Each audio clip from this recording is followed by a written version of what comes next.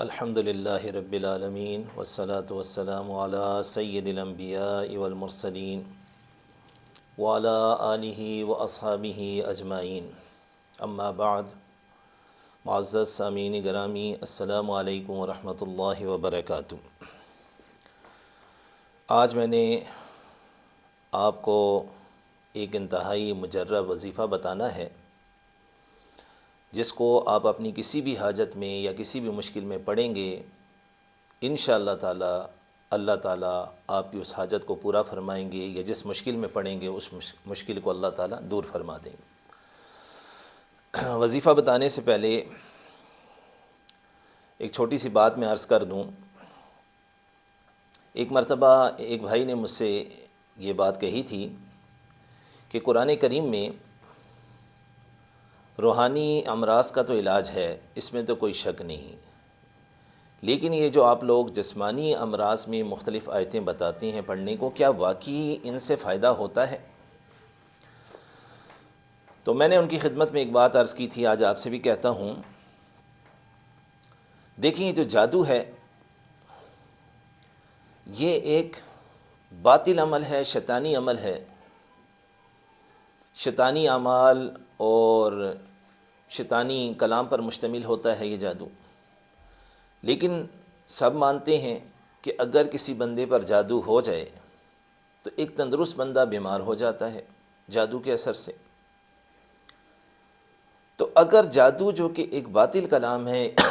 ایک شیطانی کلام ہے، باطل عمل ہے، شیطانی عمل ہے، اس سے اگر ایک تندرست بندہ بیمار ہو جاتا ہے تو یہ قرآن پاک تو اللہ پاک کا کلام ہے، کیا اس سے ایک بیمار بندہ تندرست نہیں ہو سکتا؟ انڈیا میں ہمارے ایک بزرگ گزرے ہیں، وہ ایک بات کہا کرتے تھے، کہتے تھے جب میں اللہ کا کلام پڑھتا ہوں یا جب اللہ کا نام لیتا ہوں تو فرماتے تھے میرا منہ میٹھا ہو جاتا ہے، ایسے لگتا ہے جیسے کسی نے شکر یا کوئی شہد لا کر میرے منہ میں ڈال دیا ہے۔ تو وہ اپنی زبان میں خاص الفاظ میں کہا کرتے تھے کہ جب میں اللہ کا نام لوں ہوں تو میرا منہ میٹھا ہو جائے ہے، یعنی جب میں اللہ کا نام لیتا ہوں تو میرا منہ میٹھا ہو جاتا ہے۔ لوگوں کو تعجب ہوتا تھا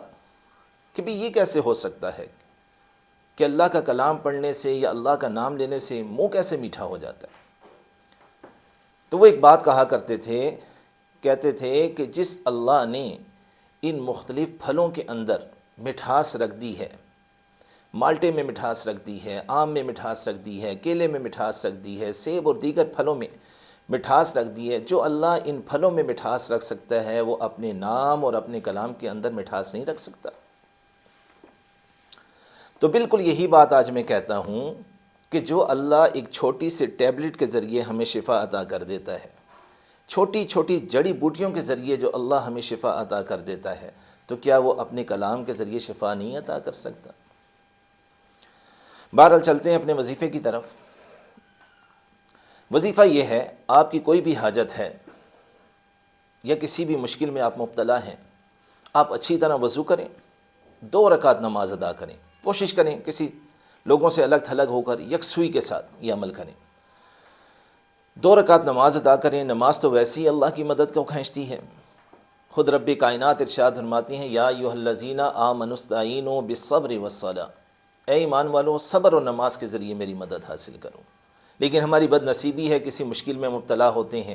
تو سب سے پہلے نماز ہی کو چھوڑ دیتے ہیں، حالانکہ وہ وقت ہوتا ہے کہ پہلے سے زیادہ اللہ کی طرف متوجہ ہوں اور فرائض کے ساتھ ساتھ نوافل کا بھی اہتمام کریں تاکہ اللہ کی مدد شامل حال ہو۔ تو 2 رکعت نماز پڑھ کر وہیں مصلی پر بیٹھ کر آپ نے سورہ فاتحہ کو پڑھنا ہے۔ آگے چل کے میں انشاءاللہ اور بھی بہت سے وظائف بتاؤں گا، لیکن چونکہ ابھی ہماری بات چل رہی ہے سورہ فاتحہ کی، لہٰذا اسی سے متعلق میں ایک وظیفہ آپ کو بتا رہا ہوں۔ آپ وہیں مصلی پر بیٹھ کر سورہ فاتحہ کو پڑھنا شروع کریں، اور جب اس آیت پر پہنچیں ایاک نعبد و ایاک نستعین، تو اس کے مفہوم اور معنی کو ذہن میں رکھ کر کہ اللہ ہم تیری ہی عبادت کرتے ہیں اور تجھ ہی سے مدد چاہتے ہیں، نہ تیرے سوا کسی کی عبادت کرتے ہیں اور نہ ہی تیرے سوا کسی سے مدد مانگتے ہیں، ہم تو صرف تجھ سے ہی مدد چاہتے ہیں۔ اس آیت کو بار بار آپ پڑھیں، بار بار پڑھیں، گننے کی ضرورت نہیں ہے۔ جب اچھی طرح دل مطمئن ہو جائے آپ کا، تو پھر اس کے بعد آپ سورہ فاتحہ کو مکمل کریں، اور اس کے بعد 3 مرتبہ جو نماز میں ہم درود پاک پڑھتے ہیں اس کو 3 مرتبہ پڑھیں، اور پھر اللہ سے اپنی حاجت کے لیے دعا کریں کہ اللہ یہ فلاں میری حاجت ہے، میں کمزور ہوں، میں عاجز ہوں، میں بے بس ہوں، میرے بس میں نہیں ہے اپنی اس حاجت کو پورا کرنا، آپ قوت والے ہیں، طاقت والے ہیں، علی کل شیء قدیر ہیں، آپ میری اس حاجت کو پورا فرما دیں۔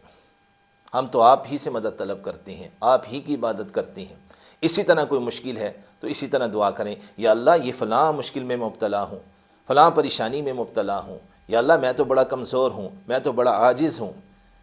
میری طاقت نہیں ہے اس مشکل سے نکلنے کی، آپ میری مدد فرمائیں۔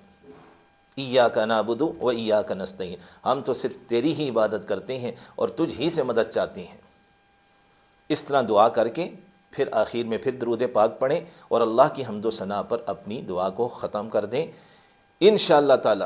چند دن آپ اس وظیفے کو کریں، اللہ کی رحمت انشاءاللہ آپ کے سامنے ہوگی۔ اللہ کی رحمت کو آپ اپنی آنکھوں سے دیکھیں گے کہ کس طرح اللہ کی مدد اور اللہ کی رحمت آپ کے لیے اترتی ہے۔ تو کوئی بھی حاجت ہو اس وجہ، میں نے ابھی کچھ دن پہلے میرے پاس ایک بھائی آئے، ان کی اہلیہ بھی ان کے ساتھ تھیں، تو انہوں نے مجھ سے کہا کہ جی 7-8 سال ہو گئے ہیں شادی کو، تو اولاد نہیں ہے، کوئی وظیفہ بتا دیں۔ یہ وظیفہ جو ابھی میں نے آپ کو بتایا، یہ وظیفہ میں نے ان کو بتایا، اور اس کے ساتھ ساتھ پچھلی ویڈیو میں جو میں نے ایک عمل بتایا تھا کہ شہد کے اوپر سورہ فاتحہ پڑھ کر آپ اس کو استعمال کریں،